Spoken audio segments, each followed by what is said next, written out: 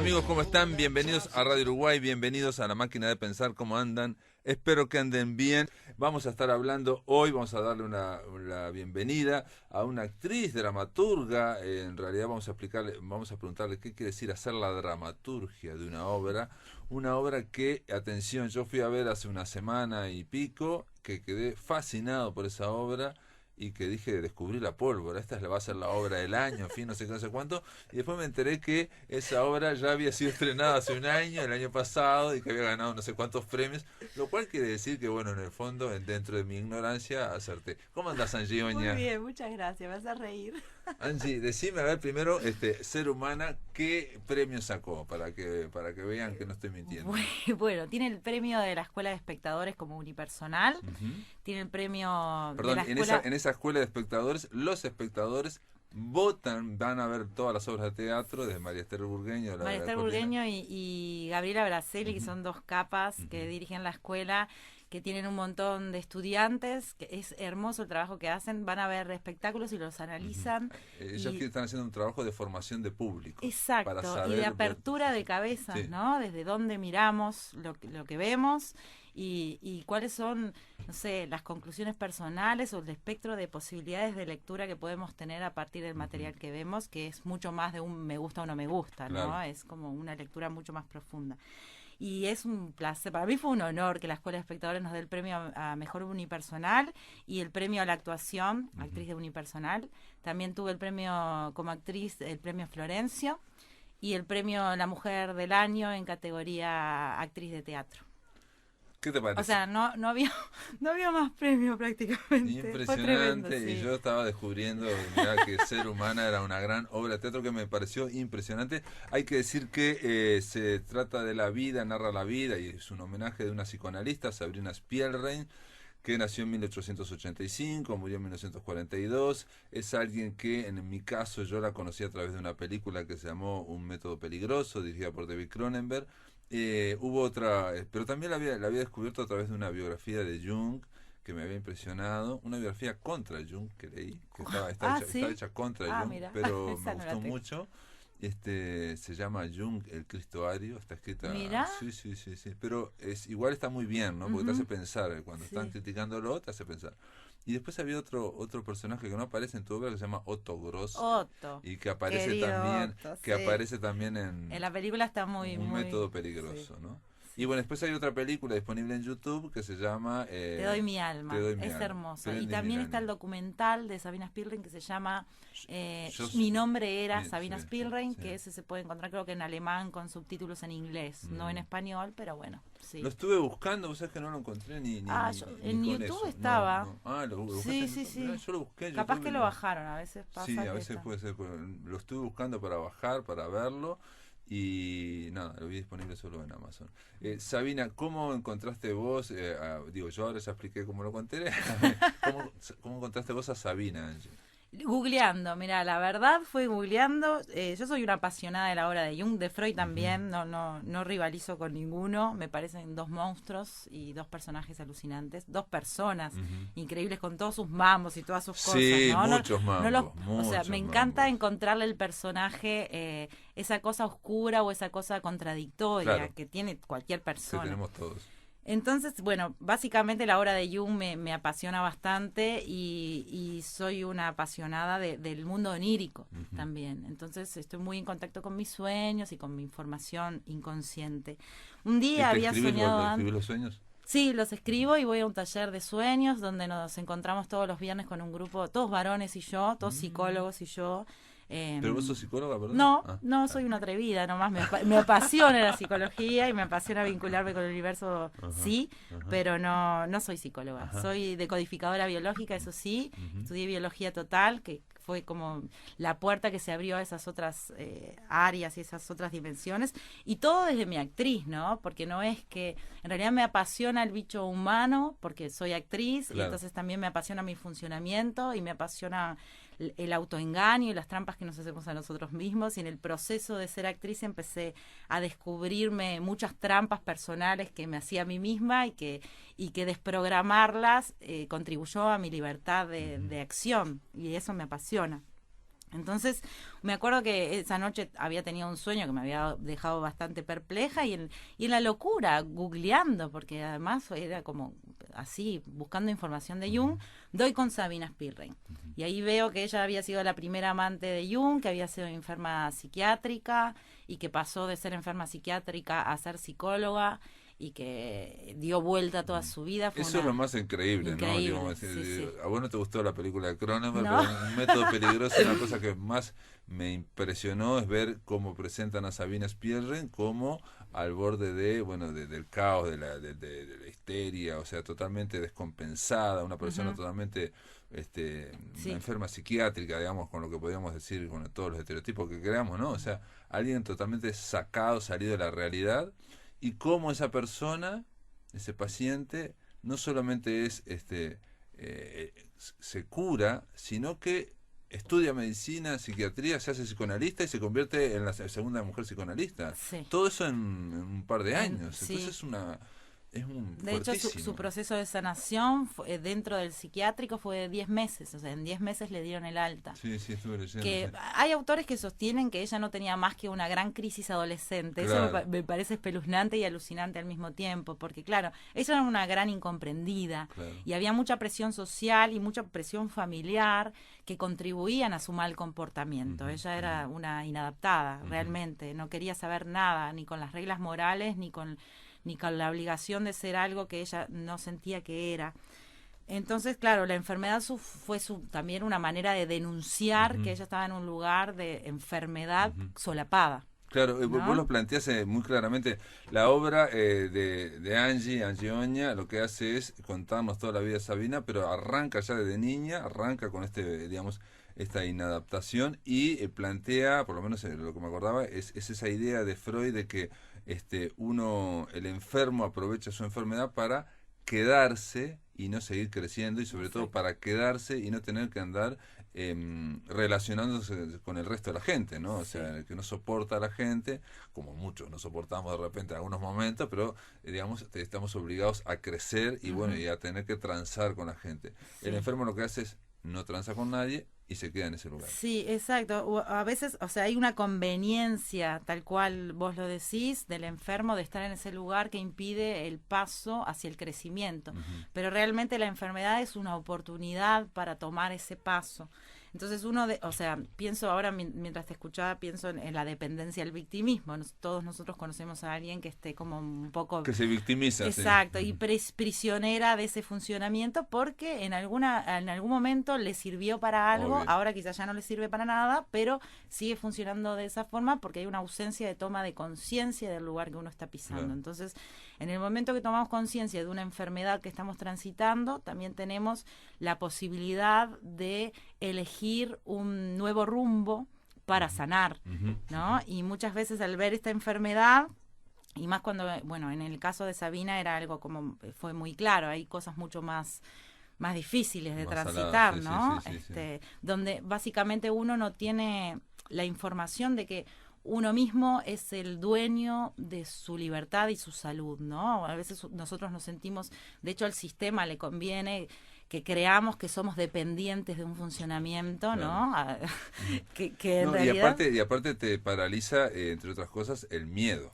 Tal cual. ¿No? O sea, está paralizado la persona en ese estadio por el miedo y no ve posibilidades ninguna salvo la dependencia de aquellos que le dicen no, por acá, que es la única forma, ¿no? Exacto. Es ese el mecanismo, y digamos, el descubrimiento que hace Sabina, por ejemplo, es que en un momento logra salir de ese mutismo, ¿no? Logra salir de ese ombliguismo donde estaba, digamos, ¿no? Que estaba sufriendo. Que lo hace, ¿no? sí, hay una frase de la obra que dice: la información para la sanación está en el desequilibrio mismo. Entonces ella... ¿Y esa frase la sacaste de esa? No, me tomo licencias poéticas que tienen que ver con lo que ella plantea, pero que no son literales, ¿no? Pero lo que ella hace es observar su desequilibrio sin dejar de escaparle a su desequilibrio, que en realidad al principio ella lo que hacía era escaparle al desequilibrio pensando que era algo que la superaba, ¿no? Que era una condición que ella no quería y que no se merecía. Entonces, en el momento que toma contacto y conciencia con lo que le está pasando, ella resuelve dejar de escapar y enfrentar, ¿no? O respirar eso que está sucediendo, que es la única manera de salir de ahí, ¿no? Entender que el lugar que habitamos es la información fundamental que podemos tener hoy en día para poder dar otro paso, porque si seguimos rechazando lo que nos está sucediendo, generamos un círculo vicioso que hace que cada vez más nos suceda.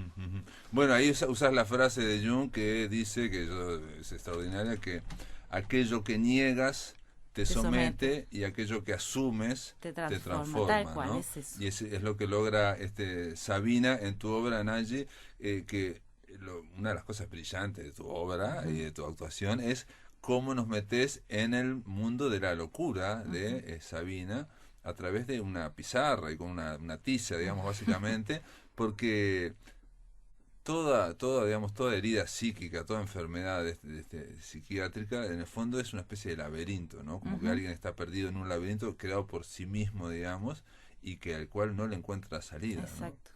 Y ahí vos prácticamente que lo dibujás al laberinto, ¿no? O sea, te metés ahí. Entramos todos en el dragón, Exacto. como dice la obra, ¿no? Hay que entrar en el dragón hoy para cabalgarlo otrora. Que es como... me fui a esa frase porque tiene que ver con... Y perdón, ¿esa frase la sacaste de Sabina? Esa frase no, la escuché meditando. En el proceso de actuación estaba meditando y así como en los sueños, en los sueños tenés imágenes visuales, en la meditación fue como una... Información, pero auditiva, ¿no? Escuché a una voz muy gruesa que decía eso y automáticamente abrí los ojos y dije, ¿qué es esto? Lo anoté y dije, bueno, voy a tener que hacer algo con esta frase. Y de hecho es parte del prólogo de la obra, donde no queda claro si en realidad soy yo, mezcla Sabina en el prólogo, ¿no? Antes de empezar con todo, hablo de esa frase y es como entrar en el miedo para comprender de dónde viene y para poder, en vez de escaparle al pasado, aprovechar el pasado y la información sustanciosa que nos deja para poder tomar un nuevo movimiento que sea saludable, que aspire a nuestra evolución y no nos deje siempre anclados en la ignorancia y en el rechazo de lo que fue. Claro, es la idea de, digamos, que ese miedo que te está anclando, que te está, digamos, apretando, limitando, si lo asumís o si lo enfrentás, es un trampolín. Tal cual. Y es lo que necesitamos que suceda. Es increíble, ¿no? Es una cosa muy difícil de explicar con palabras. Y en el caso de tu obra, Sabina Spielring, para aquellos que no la conocen, tiene una vida increíble. No solamente viene de la clase alta, era rusa aparte, ¿no? Rusa, medio judía, que digamos, el psicoanálisis se desarrolla en Viena, en el entorno, digamos, en el área alemana, ¿no? O sea, en Viena se habla alemán, Jung en Zurich también habla alemán, digamos, en esa. Sin embargo, ella viene desde Rusia. Tenía una familia, bueno, muy potentada en sus orígenes, que después, o sea, cuando murió en la lona, murió comiendo pan y agua prácticamente, y toda la familia devastada. Pero al principio era una familia muy pudiente, judeo-rusa, con un padre muy, muy exigente. Los pequeños dominaban 6 idiomas. Sabina de chica dominaba 6 idiomas. Entonces el padre les ponía realmente un día para cada idioma. Hoy se habla alemán, mañana se habla hebreo. Y si hablaban en alemán el día de hebreo, había un castigo físico muy importante y una crueldad paterna y una exigencia enorme. Que eso fue devastador para su emocionalidad, pero contradictoriamente le dio un nivel de inteligencia superior. Y de cultura y de acceso a la cultura que no era el habitual para una mujer de ahí, no había. Y que gran parte de su sanación se debe a este desarrollo intelectual que generó gracias o a pesar o sea, gracias a su padre y por culpa de su padre. Claro, ¿no? Y ella lo dice en un momento que ella, cuando es psicoanalista, porque aparte no solamente psicoanalista, sino estaban en torno a Freud, con lo que significaba, por ejemplo, presentarles artículos a Freud, que Freud los autorizara o dijera, dedito para arriba, está bien, no sé qué. Digo, hay que pensar que Freud era el centro, digamos, ¿no? Era el padre de Jung al principio, ¿no? Jung estaba enamorado de toda su teoría y de hecho Sabina fue la primera paciente psicoanalítica de Jung, que Jung, seguidor apasionado de Freud, empieza a probar la teoría freudiana con ella. Luego viene todo el momento de la rivalización y ahí... Perdón, pero un detalle muy importante es que es la primera, digamos, paciente que lo trata como el psicoanálisis Jung, que tiene éxito aparte porque, digamos, se sana en esos 10 meses, pero aparte donde Jung descubre cosas de sí mismo Sí, y por termina en una relación sexual amorosa Sí, con es ella. el primer con una caso de paciente. proyección, lo que dan la famosa proyección La psicoanalítica, transferencia, la de transferencia, contratransferencia. exacto, la transferencia, gracias Ujú. por la aclaración. Es el primer caso de transferencia y contratransferencia donde recíprocamente trabajan en Los eso dos se ambos. enganchan, digamos, Exacto. pero claro, los dos, Jung se lo cuenta a Freud. Bueno, es un detalle que en tu obra está allí, y una cosa que me llamó mucho la atención, porque generalmente uno va a ver una obra de teatro y hay una información breve sobre lo que vamos a ver. Y a veces, digo, fui ayer y de repente no hay casi información, solamente hay fotos y obviamente el cuadro técnico, la ficha técnica. En tu obra hay como 4 páginas de texto donde uno va leyendo en torno a Sabina Spierre, y ahí Sí, me el entero programa que de mano. en el Sí, programa sí, de mano, sí, digamos, es exacto. muchísima información que Sí, pusiste, y ahí me entero que Jung, que tuvo esa paciente y con la cual tuvo, digamos, una relación amorosa, sexual, ¿no? ujú, Después ella acude a Freud sí, como terapeuta, digamos, entonces Freud se entera, digamos, de todo lo que pasó sí. entre los dos, y de última genera también esa teoría de Sí, la digamos que Jung se transferencia. portó de una manera bastante chancha y él después lo confiesa. Le dice a Freud, confieso que he sido un canalla, que mi manera de desenvolverme fue muy, no me acuerdo, canalla me acuerdo que sí utiliza, obviamente en la Ujú, traducción ese término, pero que fue muy cobarde, porque él no se animó a decirle a Freud lo que estaba pasando, hablaba de una paciente ujú, que ujú. estaba bastante con la idea fija y Sí. resulta que no, que era que él ya había caído en el amor, o Ujú, sea, había estado absolutamente, los dos, ¿no? Que eran ujú, absolutamente ciegos, ujú, apasionados, ujú. proyectando uno en el otro, y bueno, está. Y al final Freud se entera porque ella lo va a ver y le Claro, canta a las lo 40. que Le yo dice, no mirá, sabía era que Freud también conocía esas dos cosas de ellos dos, sobre todo de Jung, digamos, ¿no? Conocía una parte de Jung muy sí. importante Bueno, eso y fue muy uno de los oscura, si se condimentos que quiere. hizo que ellos rivalizaran un montón después, porque Ujú. empiezan a tener un montón de discrepancias.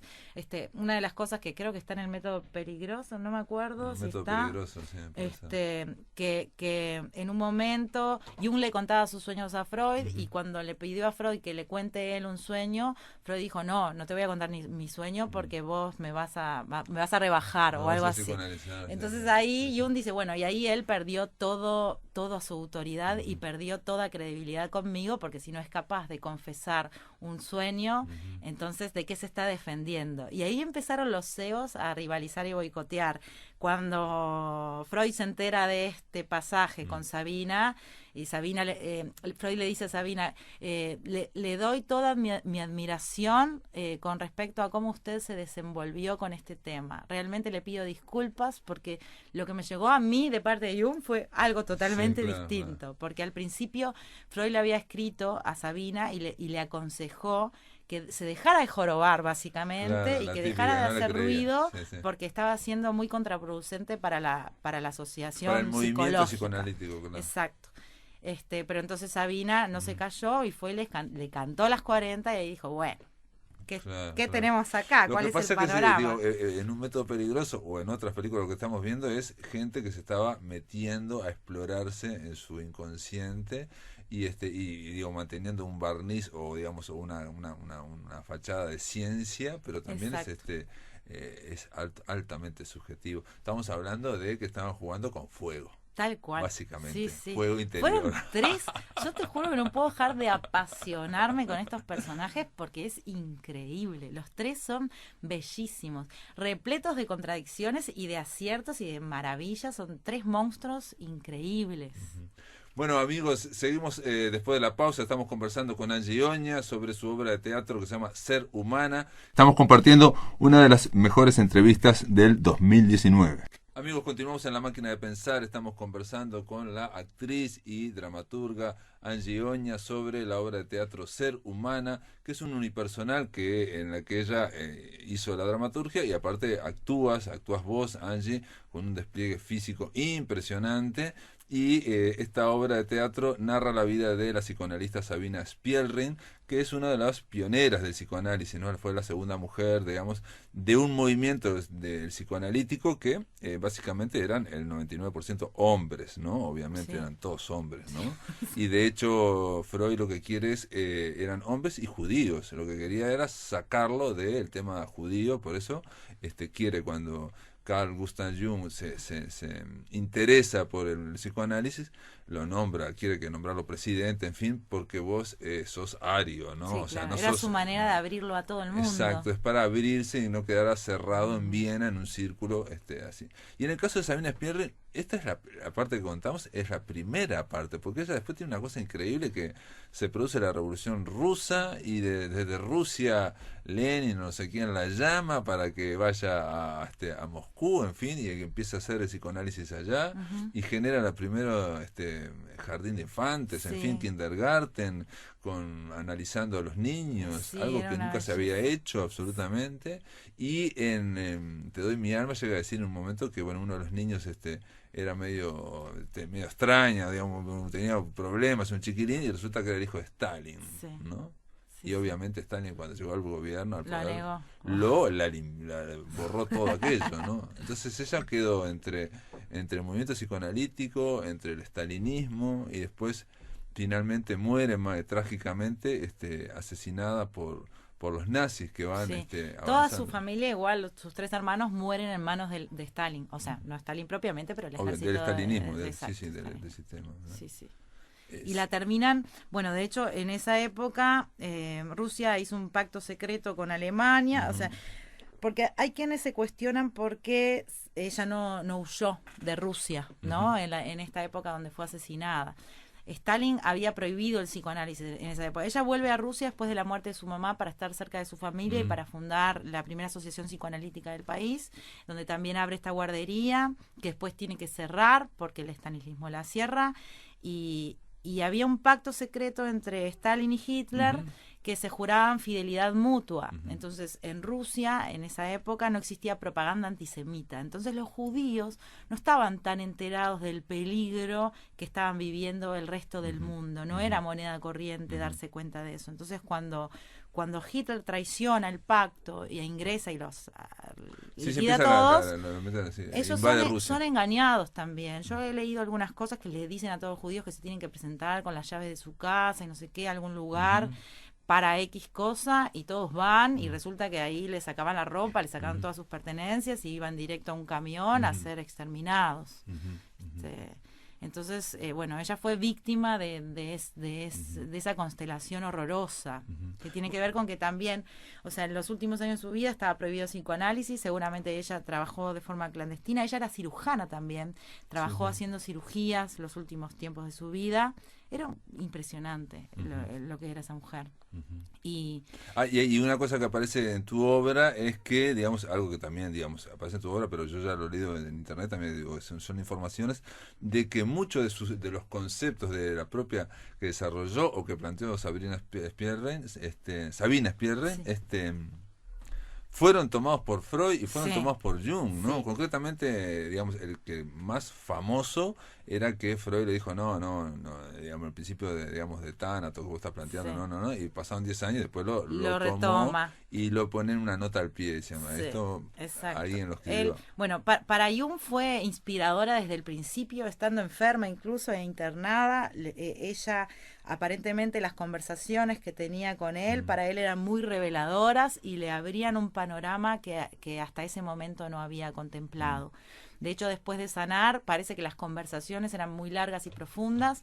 Lo hace generar teoría a nivel práctico y a nivel teórico. A nivel práctico es la primera, o sea, por los sucesos y los acontecimientos, ella lo enfrenta a su propia sombra, ¿no? Entonces él cae en su sombra gracias a ella a nivel práctico, pero después parece cae que en su sombra a nivel práctico, cuando él se enamora de ella y empieza a tener un amorío con ella en paralelo a su vida y a su mujer y a sus hijos, y lo oculta y lo esconde. Él, que se había jurado monógamo hasta hacía muy poco, él cae en su bigamia. De hecho, él después legaliza esta bigamia y vive con Toni Wolff y su mujer en su casa los últimos años de su vida, ¿no? Entonces, y por lo que estuve diciendo, no fue la primera paciente después con lo que anduvo, digamos, que con otras pacientes claro, también. pero Sabina fue la primera con la que cae, ¿no? Porque de hecho ella fue la primera paciente psicoanalítica de él. Después él sigue en esa rosca, aparentemente, pero con ella fue algo que lo sorprendió a él mismo, ¿no? Él cayó bajo con ella, y ahí él empieza a descubrir eso de la sombra. ¿Por qué decís que cayó bajo? No, digo, o sea, porque estoy hablando de lo que es él y su discurso, y de lo que es él y su instinto. La idea de la sombra de Jung, básicamente, yo me meto así de atrevido, es que todo aquello que negamos y todo aquello que decimos que no somos y que no se puede hacer y que no pensamos que es inconcebible, va alimentando una sombra que todos tenemos, ¿no? Exacto. Y eso va creciendo en la medida en que vos digas, yo soy así, solamente consciente, no sé cuánto, eso va creciendo y va ganando peso y fuerza y violencia. Te va presionando a hacer otras cosas que vos en un momento decís, ¿y esto de dónde sale? ¿Por qué hago esto? Si no tomas conciencia, te hace caer bajo. Por eso, entonces, exacto. Sabina lo hizo caer bajo. Todo lo que niegas te somete, y lo que asumes de esa sombra, lo que vas asumiendo, te transforma. Te das cuenta que vos no eras tan lindo y limpio como pensabas, pero que sos humano, sos contradictorio, que es así. Por eso ella fue para él información fundamental para esta teoría, porque para su moral y lo que él podía concebir hasta ese momento fue una piña. Claro, ¿no? Sabina fue una piña. Claro. Y así debía ser. O sea, en realidad estuvo alucinante, porque fue la experiencia que lo hace llegar a determinadas conclusiones del funcionamiento humano, tomándose a sí mismo como... Y de hecho todos se estaban tomando a sí mismos, ¿no? Digamos, el propio Freud y todo eso estaban haciéndose introspección, autoanálisis para tratar de extrapolar y decir, bueno, que digamos, porque en realidad no somos todos tan distintos tampoco, ¿no? Pero nada, al contrario, somos todos muy parecidos, claro, tenemos mecanismos. Claro, por eso está buenísimo ponerse en evidencia uno mismo, ¿no? Claro. Porque es una contribución para todos. Bueno, pero entonces y es una parece forma, de decir de que no sos solamente luz, sino que sos luz y sombra. Exacto. Digamos, ¿no? Que somos y que nada es mejor ni peor, sino que es información. Exacto, que es una información. Sí. Y entonces a nivel teórico parece que las charlas que tenía con Sabina fueron muy reveladoras para su teoría de animus y anima, por ejemplo, y para un montón de teorías más. De hecho, hay quienes dicen que el libro rojo, que este libro que salió ahora después de su muerte, que autorizaron su familia después de muchos años, no es otra cosa que hablar de su amorío con Sabina Spielrein, que no es otra cosa que eso a nivel simbólico. Y bueno, y con Freud también, o sea, ella presenta un montón de teoría que Freud niega al principio y que le parece un disparate, y que luego 10 años después, 20 años después retoma y confiesa, y dice, confieso que al principio cuando leí por primera vez al respecto de esto me mostré reticente, pero en ese momento no nombra de quién escuchó eso. Sí. Y después en su libro Más allá del principio del placer, no al principio, sino en una nota en el medio. Una nota al pie. Exacto, la nombra. Y eso es todo su... Por eso es que Sabina Spielrein también de alguna forma hasta la década de 70 se permanece casi totalmente anónima, desconocida, de la misma forma que Otto Gross, que a mí me interesaba en pila, y una vez traje a alguien a hablar, pero no se sabe mucho tampoco de Otto Gross. Yo la verdad que sé muy poco que leí, lo de la película, me resulta fascinante ese personaje, pero no sé mucho. Bueno, y entonces vos tuviste en contacto en esta investigación para hacer esta obra con una investigadora brasileña que hizo la biografía de Renata Sabina. Ullett-Kronberg, que fue quien escribió la información del programa de mano. Doy con ella avanzada la investigación. Yo estudié y leí y me asesoré más de 2 años y empecé a mamar información y a acumular mucho conocimiento para poder empezar a escribir. Lo primero fue esto, un acopio de mucha información. Y creo que 6 meses antes de empezar con el proceso de escritura fue que di con Renata, que fue un bálsamo, porque ella está sacando sus obras completas. Entonces tiene mucha información, es estudiosa de su vida, viaja a Rusia, fue a los lugares donde ella vivió, consiguió material inédito, consiguió cosas que prácticamente eran inconseguibles. De hecho, también me comentó que hay mucha información y muchos documentos que tiene alguien, que no me acuerdo quién es, que no quieren soltar, que no se están Y queriendo... ella lo está traduciendo al brasileño, al portugués. Sí, portugués. Claro. Me mandó de regalo su libro, el primer tomo, ahora Aparte está trabajando en el segundo. se llama, digamos, Big, se llama una psicoanalista olvidada, esquecida, ¿no? Se llama el libro de ella, ¿no? Por Sabina Spierre. Y bueno, vayamos ahora, bajemos, después de todo gran investigación que hizo Angie Oña, de ahí tenés que bajarla al teatro. Wow, eso fue un trabajito interesante, sí, que fue fundamental en ese proceso Freddy González, que es el director que me ayudó a ponerle orden al caos, porque tenía un nivel de caos tan grande. Hay información para hacer una segunda obra, o 3 obras más, porque es impresionante, porque además ella después... podrías hacer una segunda obra solamente con lo de Rusia, por ejemplo. Yo tomé 3, o sea, a nivel informativo para esta obra tomé solo 3 trabajos suyos. Tiene muchos más trabajos y después se empezó a apasionar con el origen de las palabras. Entonces ella era una investigadora de la musicalidad de nuestro lenguaje y de las palabras, de cómo nacía del niño y del vínculo con los otros, los primeros sonidos. Entonces ella dice que somos seres musicales en esencia, y que las primeras palabras tienen como mucha reminiscencia de esa musicalidad que después a lo largo de la vida, por conceptualismos y cosas que le metemos, se van perdiendo, pero que en realidad hay una esencia musical fundamental. Y tiene trabajos sobre las palabras, o sea, hay una que se llama El origen de la palabra mamá y papá, que son bellísimos. Y después, digamos, una idea que, digamos, que la plantea y que tiene que ver, que es el principio como de la destrucción, ¿no? El tema del miedo a la destrucción, y está muy claro en tu obra, digamos, ¿no? Porque, digamos, ese es el principio que también le plantea a Freud. ¿Por qué las mujeres tienen un miedo a parir o a embarazarse, digamos, aunque sea un miedo subconsciente? ¿Por qué? Porque eso va a crecer y va a exponer al yo, y el yo lo que quiere es estar abrigadito y estático, ¿no? Y lo que hace es, y lo que plantea ella es que algo tiene que morir para que aparezca, para que nazca, La ¿no? destrucción como causa del devenir se llama su trabajo, que es la antesala de Más allá del principio del placer de Freud, pero que Perdón, es opuesta. y cuando se, digamos, está frente al miedo del yo, viene el impulso del subconsciente que está vinculado a la especie, y la especie quiere que nazca ese quiere bebé, que evolucione. entonces cuando se logra, cada mujer logra vencer su propio miedo, lo que pasa con ese yo, que se rompe obviamente, se expande. Sí. Queda un yo. Ella habla en términos no solo de mujeres, sino de todos, ¿no? Como algo nuestro tiene que morir para abrirse. Perfecto, lo pongo como ejemplo en este caso, pero es hay una frase que cita ella en su trabajo, que es de Nietzsche, que dice: el hombre es algo que debe ser superado, y cuando te falten todas las escaleras deberás saber subir todavía sobre tu propia cabeza. Entonces ella analiza esa frase y dice que superarse a uno mismo siempre es el resultado de destruirse a uno mismo, a nivel simbólico, no literal. Sí. Entonces justamente critica al ego y no sé, el empecinamiento del ego humano en esa cuestión de que no acepta la destrucción. Claro, no acepta la destrucción, que está en la conservación, y en esa conservación... Y en esa rigidez no hay evolución. Entonces, hay otra frase que yo te estaba escuchando, de Oscar Wilde, que dice: aquel que quiera nacer 1000 veces, ¿no? Renacer 1000 veces, tiene que morir 1000 veces. Exacto. Y me hiciste acordar a Germán Hesse también en Demian, cuando dice: quien quiera nacer tiene que destruir un mundo. Claro. Sí, exacto, tal cual, eso. Y eso es, o sea, claro, a nivel científico ortodoxo, vos escuchás eso y capaz que no tenés como... decir, bueno, para esto le falta sustento científico, ¿no? Y pero ella lo vinculó con la biología, eso es algo muy sorprendente. Con la biología. Que también está toda en la obra de Angie Oña, atención. Tienen que ir a verla. Y hay un despliegue que no parás nunca de hablar durante una hora y media.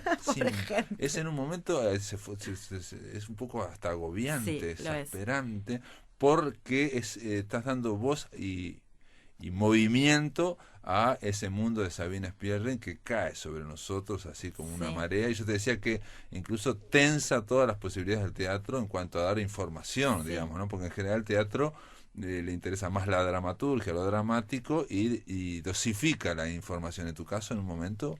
Sí, el tema es que cuando hay como una estrategia de elaboración de la dramaturgia y de los lugares a los que Freddy me ayudó a llegar, es que cuando se empieza a instalar todo este cúmulo informativo, la gente ya está emocionalmente habitada. Uh-huh. Entonces, esta información entra desde un lugar que no es tan conceptual, sino más físico, emocional.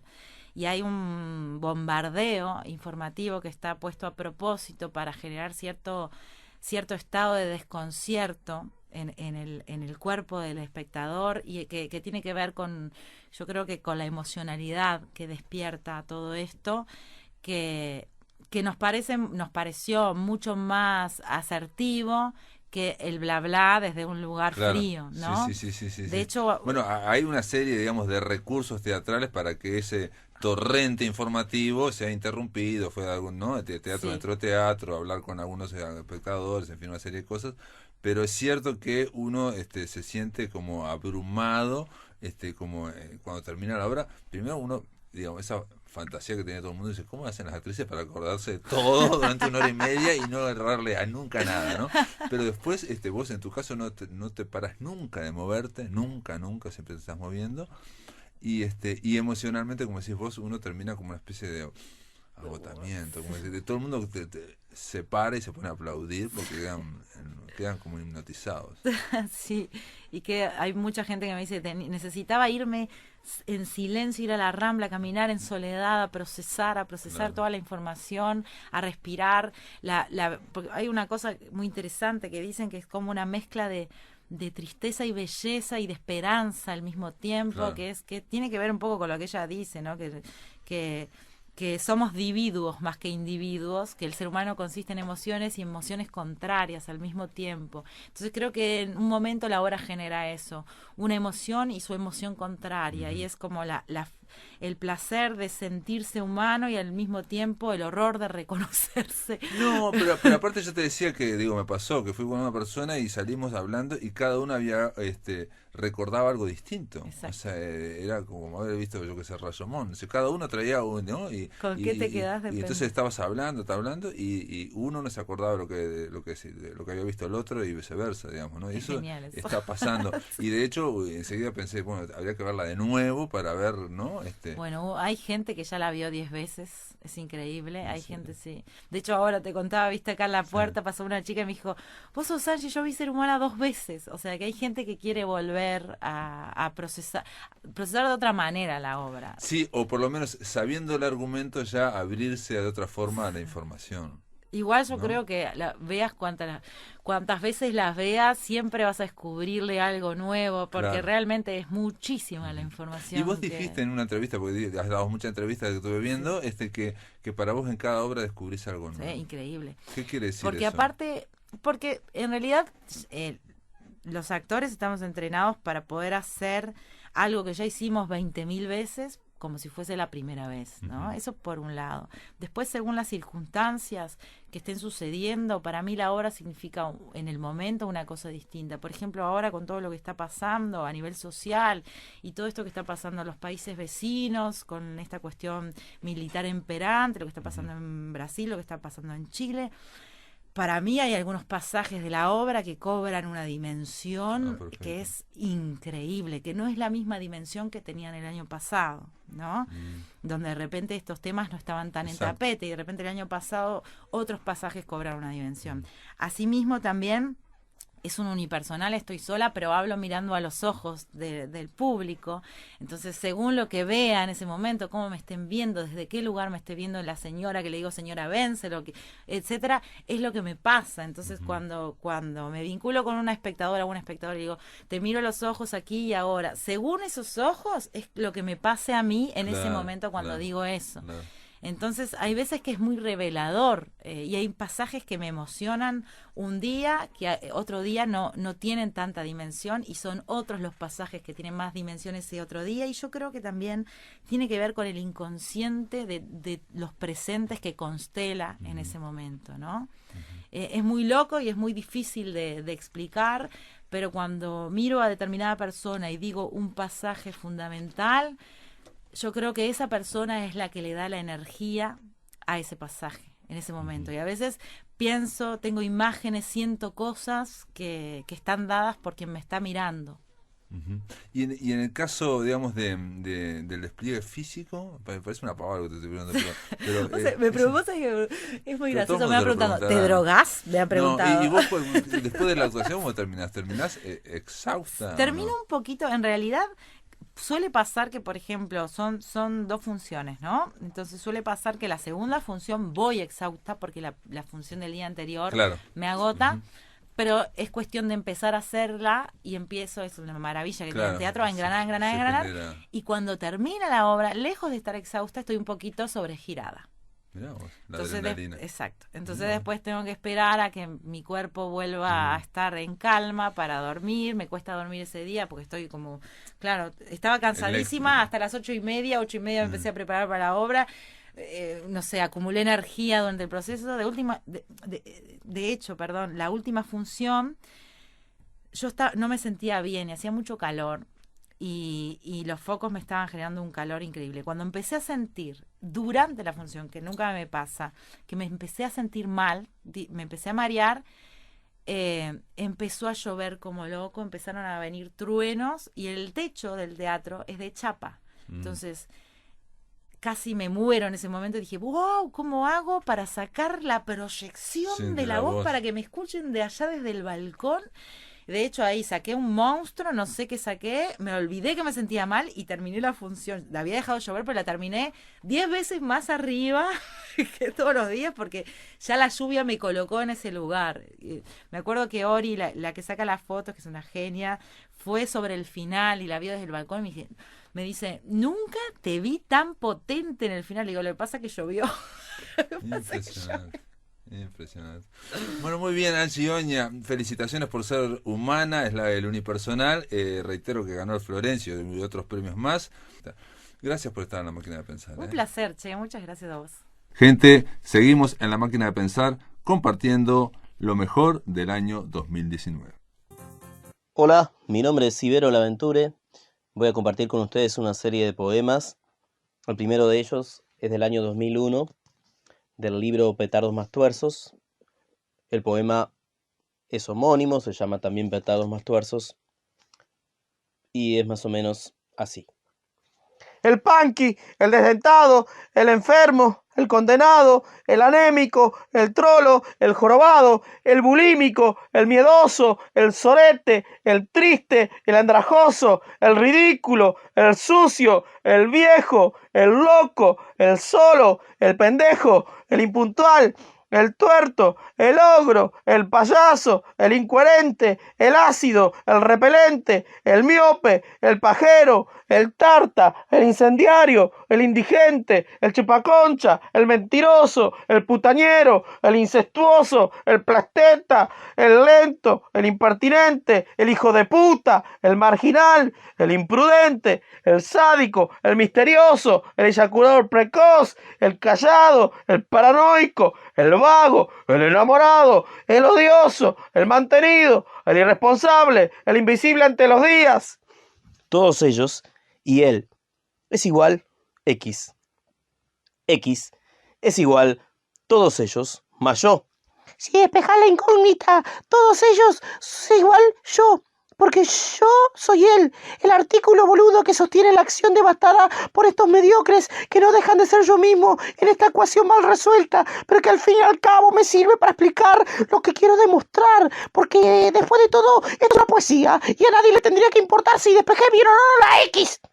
Todos ellos subieron a un barco, a la nueva construcción de otro viejo que, igual que aquel, alcahueteó a una deidad en pos de figurar en un libro puerco, que lo hiciera famoso y célebre gracias a la gracia del eterno gran vejete.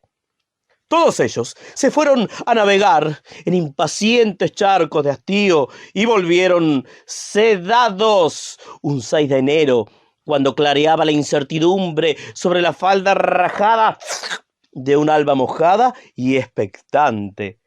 Todos ellos volvieron adentro de una alpargata con bigotes hitlerianos que los pisó sin piedad por giles, por embarcarse al dope pensando que terminaba el mundo cuando recién empezaban a destruirlo los que le dieron el raje. Todos ellos y nadie más.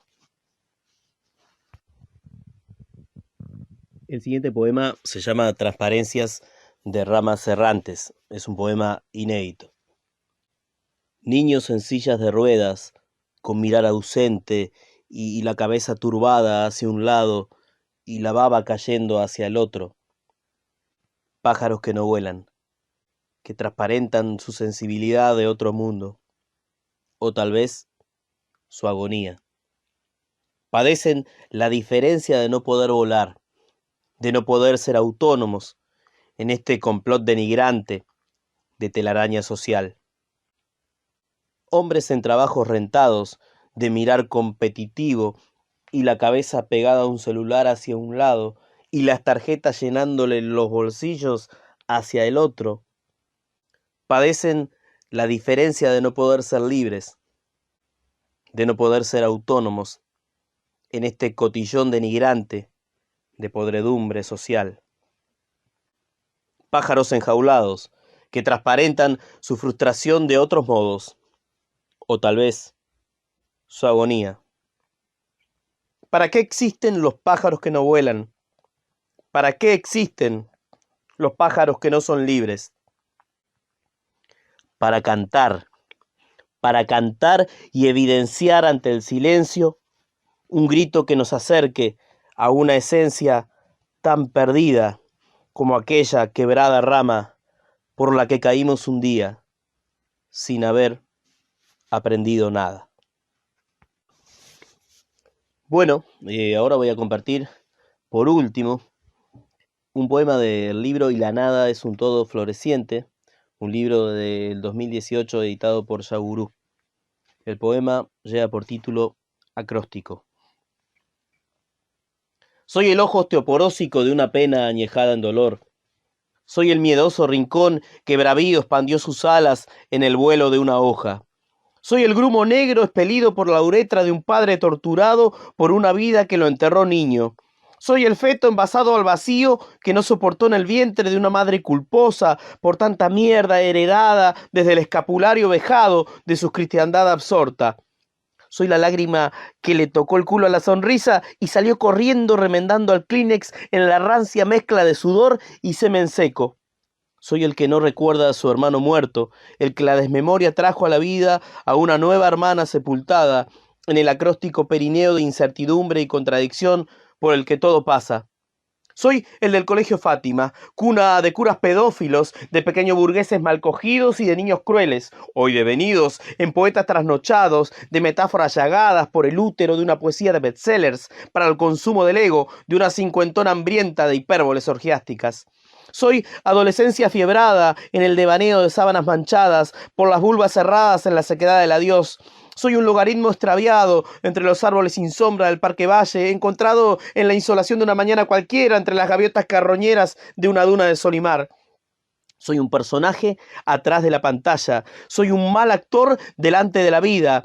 Soy una disfunción eréctil con la soledad en cuatro pidiéndome acción para sentirse acompañada como por arte de esperma. Soy un plato de ravioles relleno de culpas, venganza, miedo y lástima, aderezado con salsa de tomates rojos, como estos huevos que estallan de furia por ser tan indigestos a la hora de alimentarme una ilusión. Soy el peldaño quebrado de un albañil en pedo, soy miedo a morirme muerto, soy el talón rajado de Aquiles, soy la generosidad de Héctor, aunque también su soberbia. Soy el Sísifo que fue padre de Ulises y que con una gota de vida le alcanzó para ser feliz.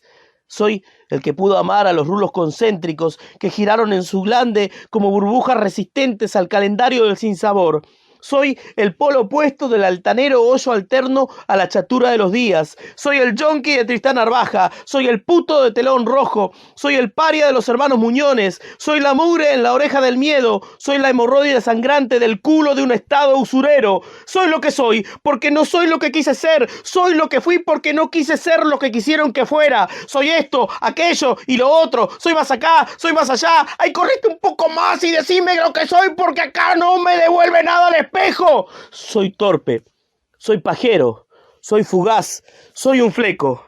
¿Soy o no soy? No, no soy. Y por negación, escribo poesía. Muchas gracias por el espacio.